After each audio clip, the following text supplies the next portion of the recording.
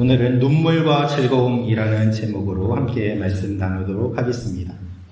오늘 말씀은 요셉이 동생 베냐민을 만나는 내용이 기록되어 있습니다. 그리고 형들과 함께 식사를 하는 내용입니다.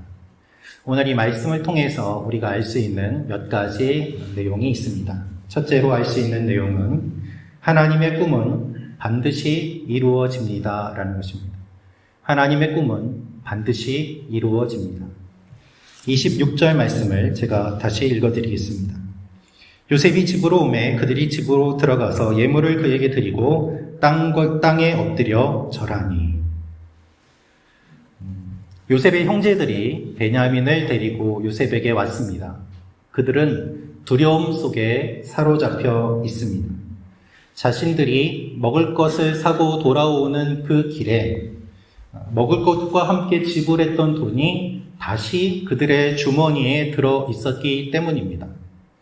따라서 요셉의 것, 즉 애굽의 총리의 것을 그들이 훔쳤다고 오해를 받을 수 있었고 그들은 매우 두려운 상황 가운데 처하게 되었던 것입니다. 그들은 도둑으로 오해를 받을 수 있었습니다. 형제들 가운데 지금 시므온이 감옥에 갇혀 있는데 자칫하면 시므온이 죽을 수도 있는 상황이라는 것을 그들은 알고 있었습니다. 그래서 그들은 예물을 가져오고 자신들이 가져왔던 돈이 그대로 있자 거기에 2배나 되는 것을 더해서 요셉에게 다시 한번 갖다 주러 요셉을 방문한 것이 오늘 말씀의 배경입니다. 이제 식사를 앞두고 그들은 요셉이 정오에 오기를 기다리고 있습니다. 여러분, 요셉은 어떠한 이야기를 할까요? 이들은 아무것도 모르고 있습니다. 두려움 속에 있습니다. 그리고 기다립니다. 이들이 한 일은 무엇입니까? 요셉에게 자신들이 가져온 예물을 드리고 절을 했다라고 기록되어 있습니다. 요셉이 집으로 오매 그들이 집으로 들어가서 예물을 그에게 드리고 땅에 엎드려 절하니. 여러분, 이 말씀은 무엇을 의미합니까? 그것은 요셉의 꿈이 드디어 이루어졌다는 것을 의미합니다. 요셉은 꿈을 꾸었습니다. 그 꿈 때문에 많은 고초를 겪었습니다. 그런데 드디어 그 꿈이 이루어집니다. 형들이 요셉에게 와서 절을 하는 것입니다. 여러분, 하나님의 꿈은 반드시 이루어집니다. 할렐루야. 하나님의 약속은 반드시 이루어집니다. 하나님의 꿈은 반드시 이루어집니다. 주님이 말씀하셨다면 그대로 되는 것입니다. 주님이 보여주셨다면 그대로 되는 것입니다. 그것이 오늘 말씀의 내용입니다. 요셉은 꿈 때문에 곤욕을 치르게 되고 미움을 받고 죽을 뻔했고 감옥에 갇히고 그리고 이제는 이집트의 총리가 되었습니다. 이집트로 팔려오고도 오랜 시간이 지난 뒤에 드디어 그는 하나님이 보여주신 그 꿈이 자신의 눈앞에 실제로 이루어지는 것을 경험하고 있는 것입니다. 여러분, 이렇게 된 것은 결코 우연이 아닙니다. 사실 요셉은 처음부터 형들이 음식을 사러 왔을 때 형들을 알아보았습니다. 그런데 그가 형들을 알아보았을 때 요셉의 첫 반응은 무엇입니까? 형들에게 복수하는 것이 아니었습니다. 형들을 원망하는 것이 아니었습니다. 요셉이 형들을 알아보고 그가 가장 먼저 한 것은 자신의 꿈을 떠올리는 것이었습니다. 창세기 42장 9절 말씀을 제가 읽어드리겠습니다. 요셉이 그들에게 대하여 꾼 꿈을 생각하고 그들에게 이르되 너희는 정탐꾼들이라 이 나라의 틈을 엿보려고 왔느니라. 요셉이 형들을 알아보았습니다. 그가 가장 먼저 건넨 말이 무엇인가 하면 너희는 정탐꾼이다. 이 땅을 염탐하러 왔다.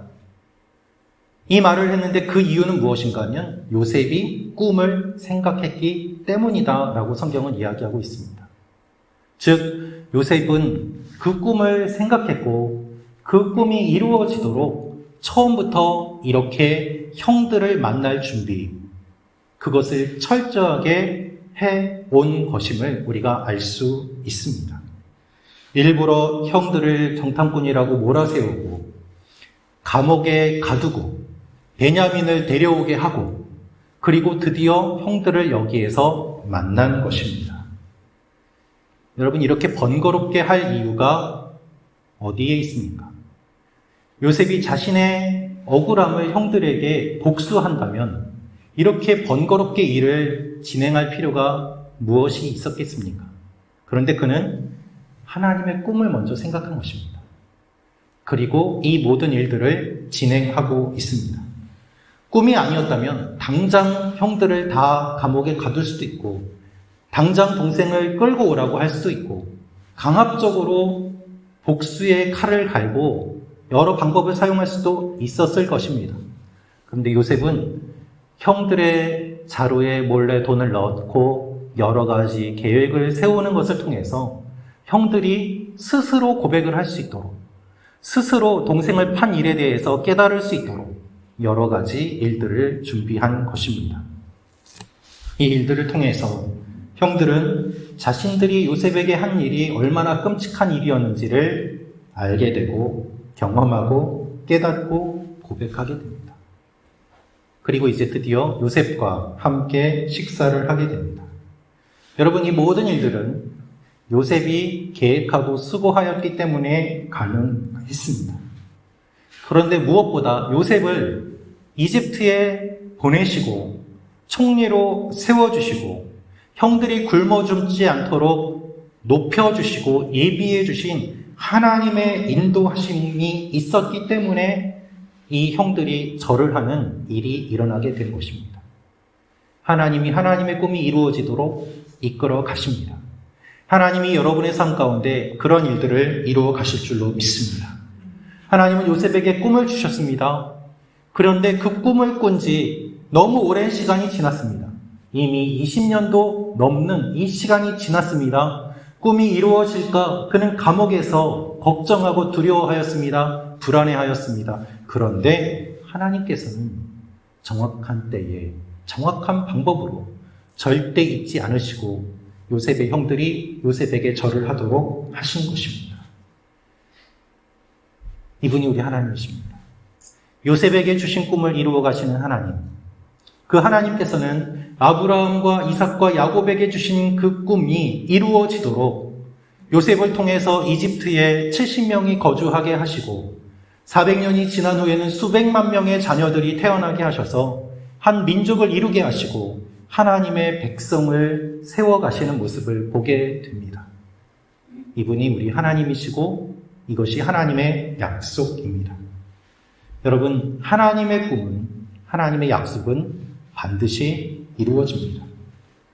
그런데요, 여러분, 하나님의 꿈이 이루어질 때, 하나님의 약속이 이루어질 때, 그 꿈이 크면 클수록 시간이 좀 많이 걸립니다. 꿈이 작으면 금방 이루어질 수도 있습니다. 그런데 꿈이 크면, 하나님의 약속이 크면 그만큼 시간이 걸린다는 사실을 우리는 기억해야 합니다. 여러분에게 주신 꿈이 아직 이루어지지 않고 있습니까? 낙심하지 마십시오. 그 꿈이 너무 커서 시간이 좀 더 걸릴 뿐입니다. 아브라함에게 주신 약속, 아브라함은 그 열매를 보지 못했습니다. 이삭도 보지 못했습니다. 야곱도 보지 못했습니다. 400년이 지난 뒤에 수많은 민족이, 수많은 사람들이 생겨나는 것을 믿음의 눈으로는 보았지만 그들에 대해서는 이루어지지 않았습니다. 그러나 분명히 하나님의 꿈은 이루어진 것입니다. 여러분의 때에 하나님의 꿈이 이루어지지 않아도 괜찮습니다. 그 꿈이 크고 위대한 것이라면 여러분의 다음 때에, 그 다음 때에 언젠가 반드시 하나님께서 꿈을 이루어 주십니다. 중요한 것은 이 꿈이 지금 내가 보기에 이루어지지 않는 것처럼 보인다고 할지라도 그것을 끝까지 붙잡아야 한다는 것입니다. 감옥에 있을 때 요셉이 붙잡았던 것처럼, 어둠 속에 있을 때 요셉이 붙잡았던 것처럼 끝까지 하나님의 약속을 붙잡을 때 하나님의 약속이 이루어지는 것을 보게 됩니다. 우리가 이것을 붙잡지 않으면 하나님의 약속이 이루어질 때 하나님의 약속이 이루어진 것인지 우연히 그렇게 된 것인지 분별하지 못하게 됩니다. 그래서 우리는 이 약속을 끝까지 붙잡아야 합니다. 형들은 모두 다 요셉의 꿈을 비웃었습니다. 그런데 결국 요셉의 꿈이 이루어집니다. 여러분, 지금도 주님의 재림을 비웃는 사람들이 너무나도 많이 있습니다. 예수님이 다시 오신다고? 거짓말이야. 2000년 동안 안 오셨는데 언제 오시겠어? 믿지 마. 아예 재림은 생각조차 안 하고 믿으려고 하지도 않고 헛된 소리라고 하면서 주님의 재림을 비웃는 사람들이 얼마나 많이 있습니까? 그런데 기억하십시오. 주님의 재림이 늦어지는 이유는, 아직도 주님께서 재림하시지 않은 이유는 주님이 재림하시면 이 땅에, 이 세상의 모든 것이 끝나기 때문에 주님께서 준비하시고 기다리시는 시간이 더 많은 것입니다. 중요한 것은 도적같이 임하시고 반드시 오신다는 것입니다. 그래서 항상 기도하며 깨어 있어서 주님을 기대하는 마음으로 주님 다시 오실 그날을 소망하며 약속을 붙잡고 살아가는 것입니다. 이것이 영적인 원리입니다. 여러분, 예수님께서 이 땅에 다시 오실 것을 약속하셨습니다. 반드시 그 시간이 있습니다. 그래서 우리는 끝까지 주님을 붙잡아야 됩니다. 여러분만 아니라 여러분의 다음 때도, 그 다음 때도 천대까지 주님을 붙잡음으로 말미암아 천대까지 복을 받는 여러분과 제가 되기를 주님의 이름으로 축원합니다. 두 번째로 알 수 있는 내용이 있습니다. 그것은 진정한 화해는 눈물을 동반합니다 라는 것입니다. 진정한 화해는 눈물을 동반합니다. 30절 말씀을 읽어드리겠습니다. 요셉이 아우를 사랑하는 마음이 복받쳐 급히 울 곳을 찾아 안방으로 들어가서 울고. 요셉이 형제들에게 아버지의 안부를 물었습니다. 그리고 아버지가 살아계심을 확인합니다. 베냐민의 모습을 보고 확인합니다. 그렇게 보고 싶었던 동생입니다. 그런데 그 모습을 보고 그는 울었습니다. 요셉은 이렇게 확인합니다. 너희 작은 동생이 이 아이냐? 그것을 확인하자 베냐민을 축복합니다. 이렇게 기록되어 있습니다. 소자여라고 기록되어 있습니다. 29절에 소자여 하나님이 내게 은혜 베푸시기를 원하노라. 이 말의 원어를 보면 나의 아들이라는 뜻이에요. 즉 요셉은 베냐민을 아들과 같이 사랑하면서 이 말을 쓴 것입니다. 그러면서 축복합니다. 이렇게 축복하니까 눈물이 왈칵 쏟아집니다.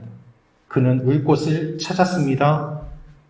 원어를 보니까 그냥 우는 것이 아니라 꺼이 우는 거예요. 아주 깊은 슬픔. 지금까지 쌓여 있었던 그 모든 감정이 확 터지면서 눈물로 나오는 그러한 상황을 묘사하고 있습니다. 지금까지 원망했던 마음, 분노, 그의 마음속에 자리 잡았던 모든 것들이 이렇게 통곡하며 울음으로 말미암아 다 씻겨 내려가는 일이 일어나게 됩니다. 모든 감정이 해소될 때까지 충분히 많이 울고 그가 나옵니다. 여러분, 오늘 이 말씀에서 주목할 것이 있습니다. 오늘 이 말씀을 보면 누가 웁니까? 요셉이 웁니다. 요셉이 형들이 울지 않습니다. 누가 잘못했습니까? 요셉이 형들이 잘못했습니다. 그런데 우는 건 누가 웁니까? 요셉이 웁니다. 요셉은 우는데 형들은 무슨 일이 일어나는지 알지 못합니다. 그 결과는 무엇일까요? 요셉은 형들을 용서합니다. 여기서 알 수 있는 사실이 있습니다. 먼저 우는 사람이 먼저 용서한다는 것입니다. 여러분, 요셉은 울면서 자신의 삶을 떠올립니다. 형들 앞에서 철없던 모습, 형들의 잘못을 아버지에게 고자질했던 모습, 형들이 잔인하게 자신을 죽이려고 하고 팔아넘겼던 그 일들, 그 모든 것들을 요셉은 잊지 않고 있습니다. 어떻게 잊을 수 있겠습니까? 그런데 그것을 울면서 다 풀어내는 거예요. 그래서 형들을 용서할 수 있었던 것입니다. 여러분, 진정한 화해는 눈물을 동반합니다. 먼저 우는 사람이 있어야 손을 내밀 수 있습니다. 우리가 땅에 씨앗을 심으면 심고 난 다음에 물을 줍니다. 물을 주어야 씨가 자라고 싹이 나고 열매를 맺게 됩니다. 씨는 심었는데 물을 주지 않으면 그 씨는 말라버리게 됩니다. 우리의 영적인 원리도 마찬가지입니다. 우리가 씨를 심어야만 합니다. 용서의 씨, 화해의 씨를 심어야 합니다. 그런데 그것으로 끝이 아니라 거기에 눈물로 물을 주어야만 합니다. 그래야 성령의 열매를 맺을 수 있습니다. 대부분의 경우 열매를 맺지 못하는 이유는 심기는 하였는데 물을 주지 않았기 때문입니다. 바리새인과 서기관들을 보십시오. 그들은 하나님의 말씀을 전했습니다. 백성들에게 하나님의 말씀을, 율법을 가르쳤습니다. 그런데 그들은 눈물이 없었어요. 다른 사람들을 비교하고 정죄하고 자신들의 모습을 교만하게 내세웠을 뿐이지, 그 사람들, 율법을 지키지 못하는 사람들, 죄인들을 위해서 눈물을 흘리지 않았습니다. 누가 울었습니까? 주님께서 우셨어요. 예수님이 울어주셨어요. 그래서 주님의 눈물로 말미암아 우리가 용서함을 받게 되고 죄사함을 받게 되고 하나님의 자녀가 될 수 있게 된 것입니다. 11조와 헌금은 드렸지만 눈물이 없었던 바리새인들과 서기관들과는 달리 주님께서는 우리를 위하여 울어주심으로 말미암아 구원의 문을 열어주셨습니다.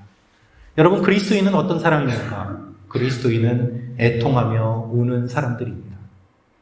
예수님께서는 팔복에 이렇게 말씀하십니다. 애통하는 자는 복이 있나니 그들이 위로를 받을 것입니다. 누가 애통합니까? 주님의 마음을 품은 사람. 누가 애통합니까? 이 세상의 죄의 문제를 바라보며 슬퍼하는 사람. 누가 영적인 사람입니까? 먼저 죄를 보는 사람이 영적인 사람입니다.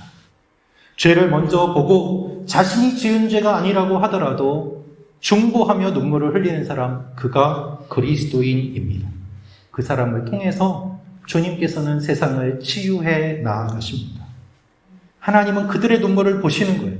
아브라함의 눈물을 보시고 소돔과 고모라를 구원해 주시는 그 마음을 품으시는 분이 하나님이세요. 예수님의 눈물을 보시고 이 세상을 구원하시는 그 마음이 하나님의 마음입니다. 예레미야는 민족의 죄를 회개하며 울었습니다. 자신의 죄로 운 것이 아닙니다. 예수님은 예루살렘을 보며 우셨습니다. 자신의 죄 때문에 운 것이 아니셨습니다.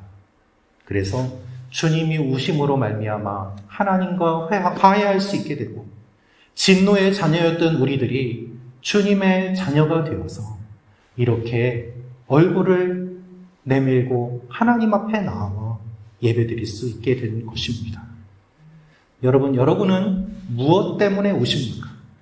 여러분은 언제 울어보신 적이 있습니까? 누구를 위해 울어보신 적이 있습니까?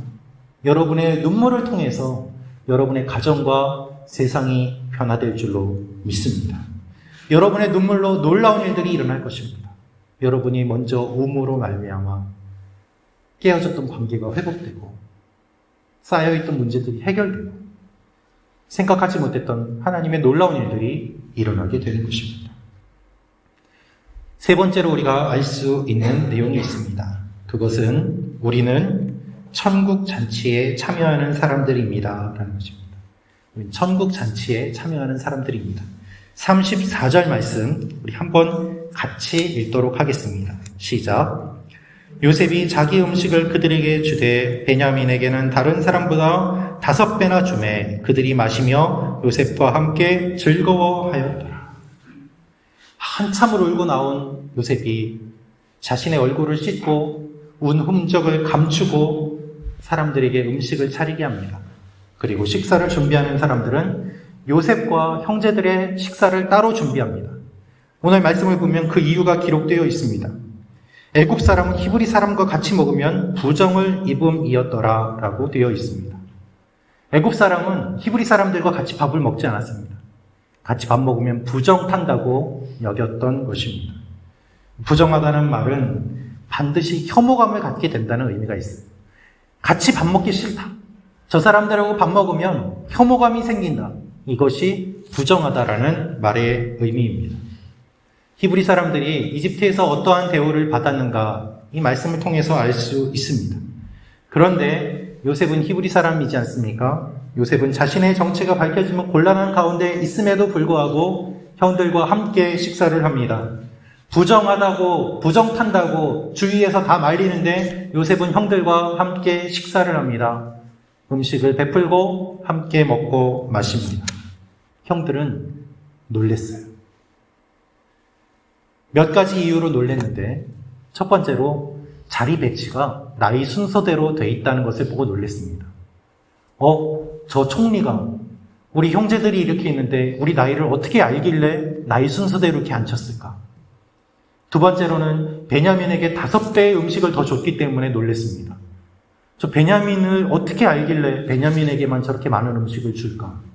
형들은 의아한 가운데 잔치에 참여했던 것입니다.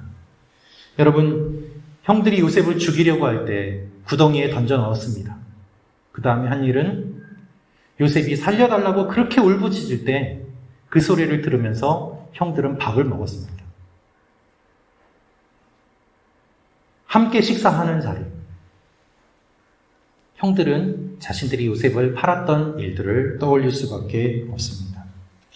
요셉도 떠올릴 수밖에 없습니다. 그런데 형들과 함께 했던 그 시간, 형들은 자기를 죽이려고 하고 자기 옆에서 밥을 먹고 있는 그 시간 이후에 요셉이 함께 식사하는 것은 처음이지 않습니까? 이 식사 자리에서 요셉의 상처와 아픔이 치유가 됩니다. 비슷한 상황에서 그는 도망가지 않고 형들만 따로 밥을 주는 것이 아니라 같이 자리에서 식사를 하는 것이죠.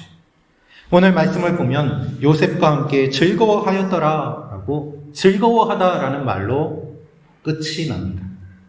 이 말씀을 보니까 술에 취한다는 뜻이더라고요. 술을 많이 먹고 식사하면서 술 마시고 기분 좋아서 들떠있는 그와 같은 모습을 의미합니다. 여러분, 그렇다면 우리도 술 마시면서 기분 좋아야 된다는 이야기입니까? 그렇지 않습니다.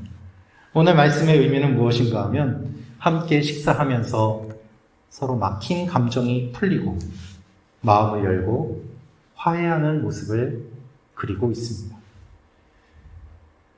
요셉을 두려워했던 형들, 형을 미워했던 요셉, 함께 자리에 앉아서 밥을 먹고 마시면서 즐거워하면서 마음을 열고 화해하고 하나 되는 모습인 것입니다. 여러분, 부정탄다고 하는 사람들과 함께 어울리고 함께 어울리는 것도 모자라서 함께 식사를 합니다. 그리고 즐거워합니다. 하나님과 우리는 죄로 인하여 원수된 관계였습니다. 우리는 주님과 함께 할 수 있는 자격이 없는 사람들입니다. 그런데 주님께서는 이 땅에 오셨고 세리와 죄인들과 함께 하셨고 그들과 함께 식사하시면서 주님의 살과 피를 내어 주셨습니다. 왜 그러셨습니까? 우리 모두 마지막 때에 주님의 천국 잔치에 참여하는 사람들임을 알려주시기 위해서입니다. 나의 살과 나의 피를 먹고 마셔라. 생명의 빵이신 주님께서 직접 살과 피를 내어주심으로 말미암아 그것을 먹고 마시고 즐거워하고 함께하는 그 일들이 주님께서 마지막에 다시 오실 때 어린 양의 혼인잔치에 그리스도의 신부로 우리가 참여하여서 함께 먹고 마시는 그 일들이 일어날 것임을 주님께서 보여주시기 위해서입니다.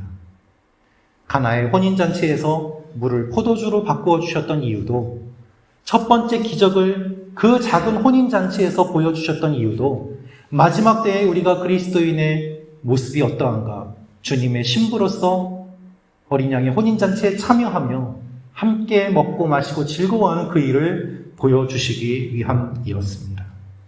여러분, 우리는 주님의 살과 피를 먹고 마시며 즐거워하는 사람들입니다. 감격하는 사람들입니다. 이것이 주님께서 우리에게 주신 특권입니다. 나 같은 죄인 살리신 주 은혜 놀라워서 주님께서 베풀어 주신 그 상에 우리가 참여하고 살과 피를 먹고 마심으로 말미암아 오늘도 살아날 수 있도록 주님께서 우리를 붙잡아 주시고 함께 해주십니다. 이것이 주님께서 우리에게 주신 특권입니다.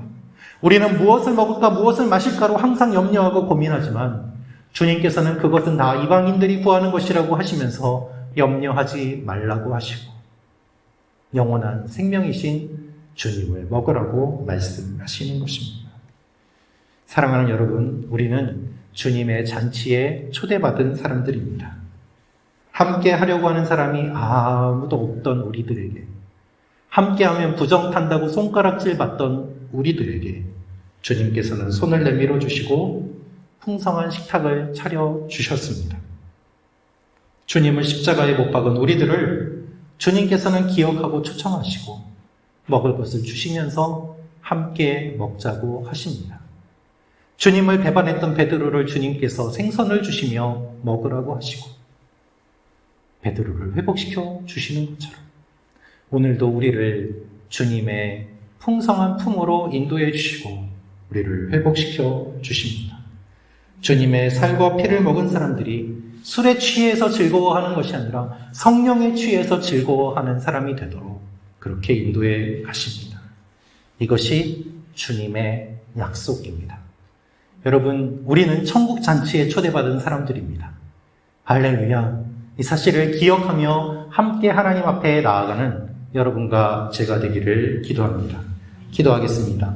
참 좋으신 아버지 하나님, 죽을 수밖에 없고 저주받을 수밖에 없고 멸망할 수밖에 없는 우리를 주님께서 먼저 손 내밀어 주시고 눈물 흘려 주시고 그 결과 하나님의 자녀 되게 해주셨습니다. 주님 감사합니다. 이제는 주님의 잔치에 참여하게 하시고 주님과 날마다 동행하는 하나님의 사람들 되게 하여 주옵소서. 예수님의 이름으로 기도합니다.